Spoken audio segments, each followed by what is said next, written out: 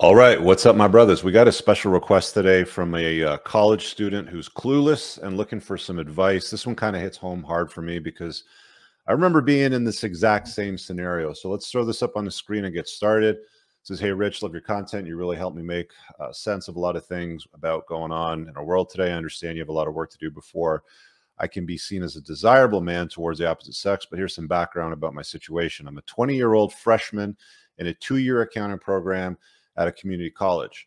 I have no sweet clue what I want to do with my life, and post-secondary seems to be the routine societal norm for delaying the journey of discovering who you actually are. I came to this conclusion after doing some extensive research on what these corrupted filtration factories are really about." I think he's talking about schools, post-secondary ed, because that's where they've gotten. They're kind of corrupt. They're woke. They lean very hard left. They are a tool of the female first primary social order, as I talk about in the first chapter of my book. I'm really considering about finding income streams to get me the hell out of the schooling system, regardless if accounting is something good to major in or not.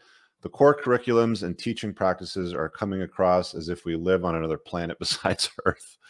Dude, I remember being there. Look, as far as if you like accounting, if you want to crunch numbers, if you're a bean counter, like that's something you really like, yeah, I would say take accounting. But I mean, from my perspective as a business owner, I don't give a shit about accounting today. I took all the accounting courses. I ran my books for the first couple of years under my accountant's advice. Like, he would do the year-end tax filing and I would do the entries in the QuickBooks. And having some background knowledge is useful if you're going to run your own business. But unless you like the idea of becoming an accountant and reconciling tables, I'll tell you right now, it's a waste of time. If you want to become an entrepreneur and run your own business, then having some understanding of what your accountant's doing and why they're doing it is going to be a good thing. So take it for what it's worth there. He goes on to say, "I get 100% on pretty much everything, not because I'm smart, but because you can find all of the deliverables on the internet. My marketing class isn't covering anything on influencer marketing, but my fat business professor But my fat business prof constantly refers to her MBA while reading off ridiculously long PowerPoint slides. And every class revolves around a special needs kid that plays video games and eats candy mid-class. I think he may be gifted academically, but not socially."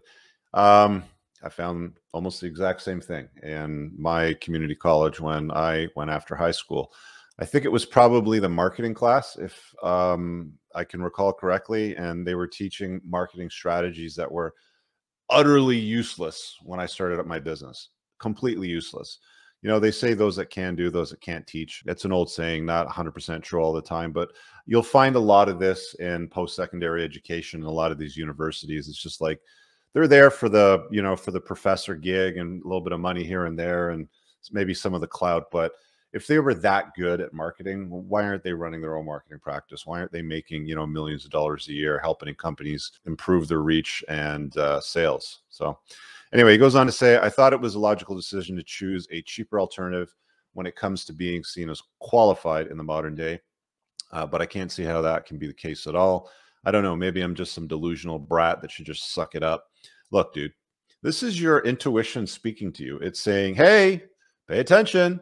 There's some things here that we're picking up on that we should maybe have a closer look at. That's what it is. I don't think you're being some delusional brat. I could ramble on about a plethora of things that seem ludicrous, but that could also stem from being labeled stupid as a child in the nicest way possible. For context, I was 10 years old when I was diagnosed with some bullshit slow cognitive processing delay. When I was in grade 8, I want to say, I was a disturbance of class is what they coined the term at. I think they put me in the principal's office, or sorry, the vice principal's office for a week, where I was berated and chastised by a guy who's probably about my age right now, who was fat, probably making $75,000, $80,000 a year as a vice principal in the school system at the time, inflation corrected.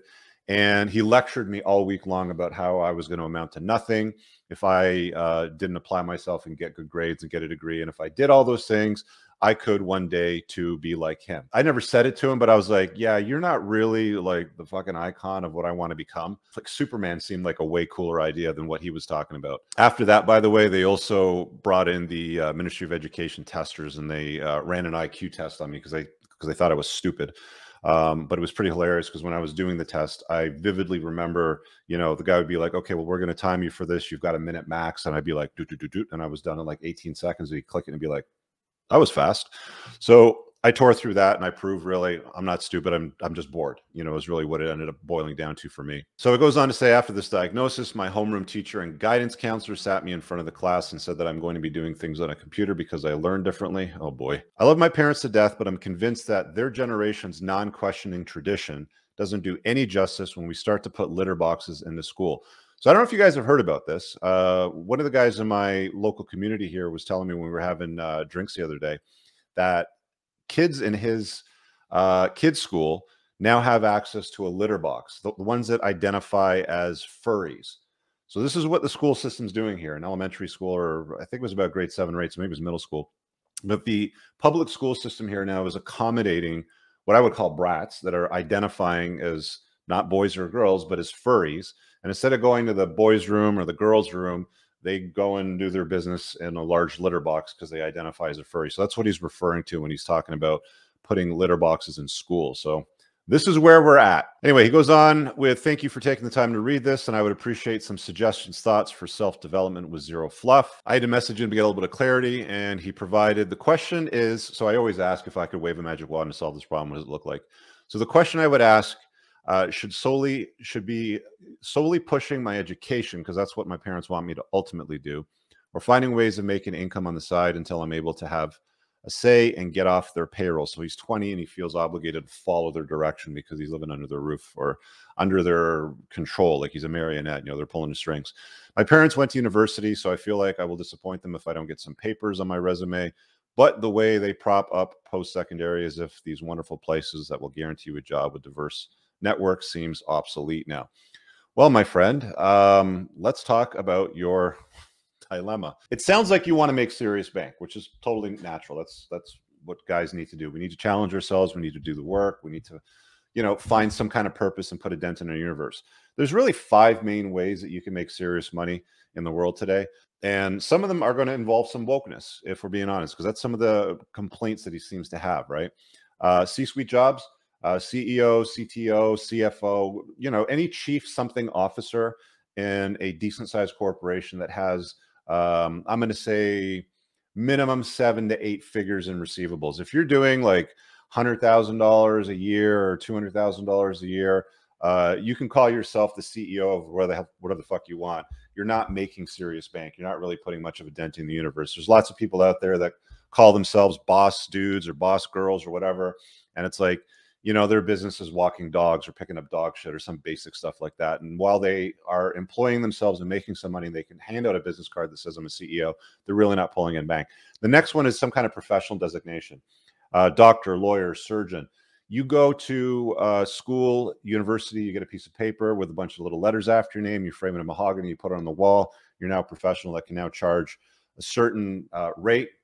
And depending on where you live in the world, some places you get paid more, some places you don't get paid so much, but you're probably making well over 6 figures, maybe close to 7 figures, but at least in the 6 figures. So that's number 2, some kind of designated professional, doctor, lawyer, surgeon, stuff like that.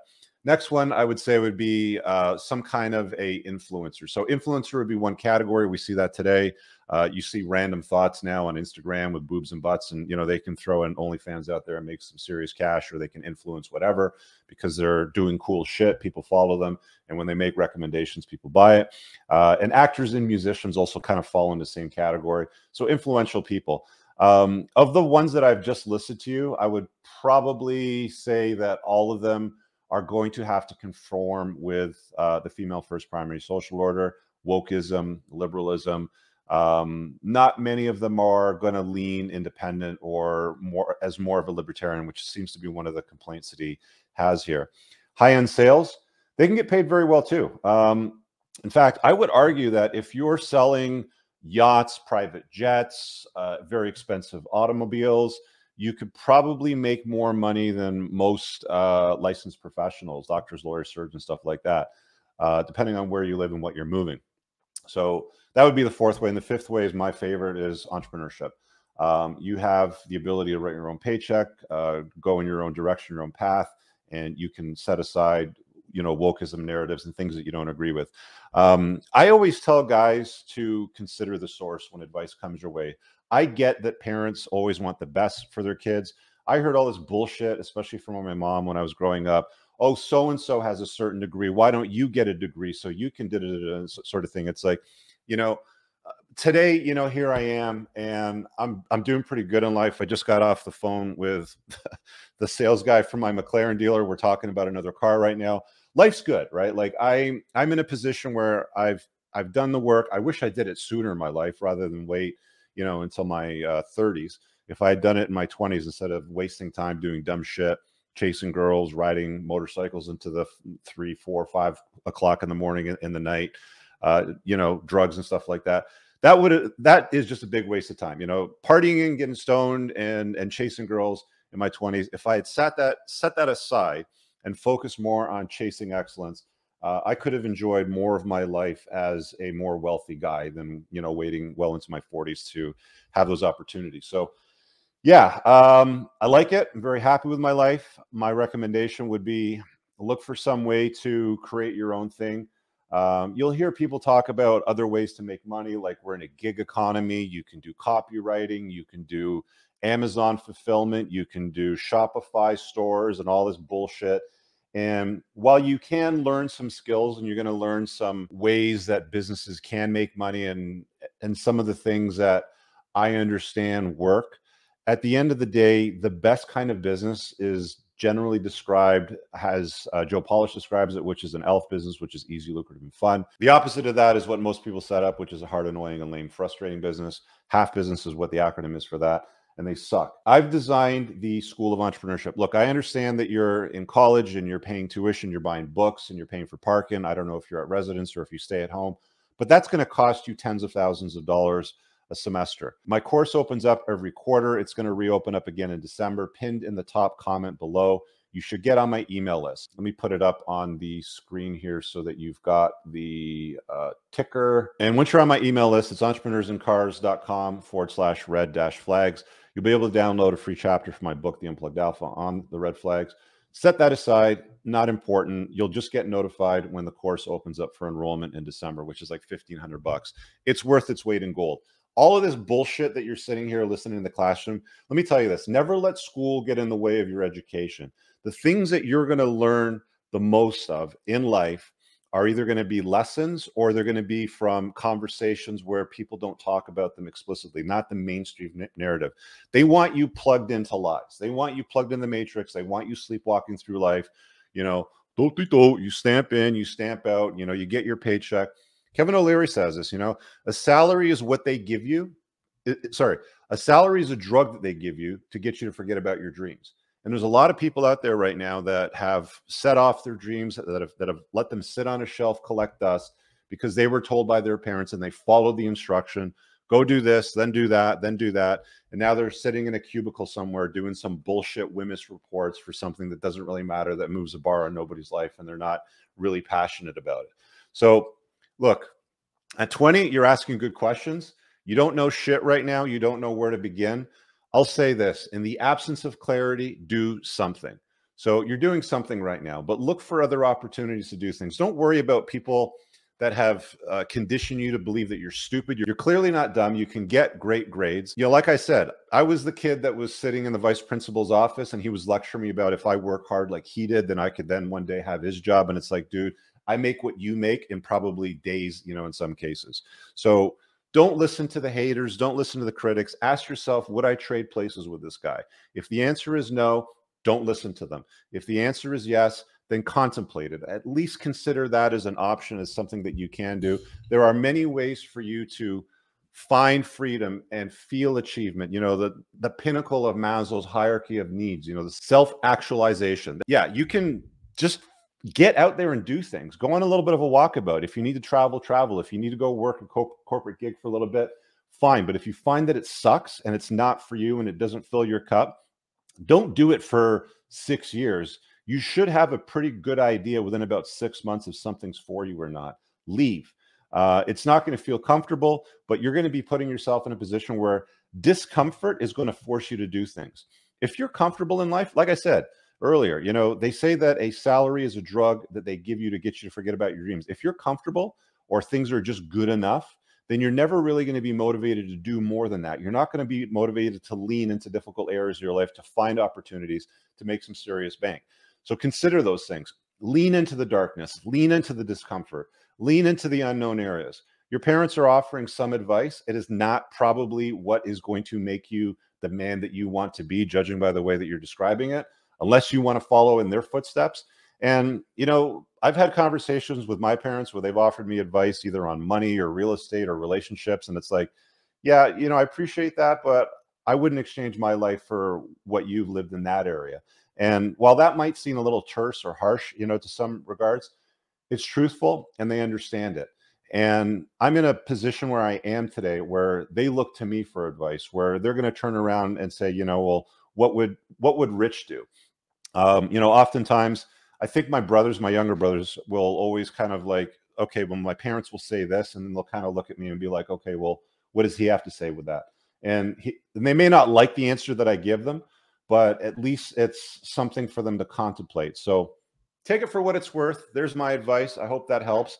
At the end of the day, if you're serious about figuring out what the code in the matrix really looks like and unplugging on how the most successful entrepreneurs make their serious money as an elf business, get on my email list and grab the course when it opens up for enrollment. I understand it's not cheap, but $1,500 is a drop in the bucket compared to what you're probably paying right now for this woke bullshit.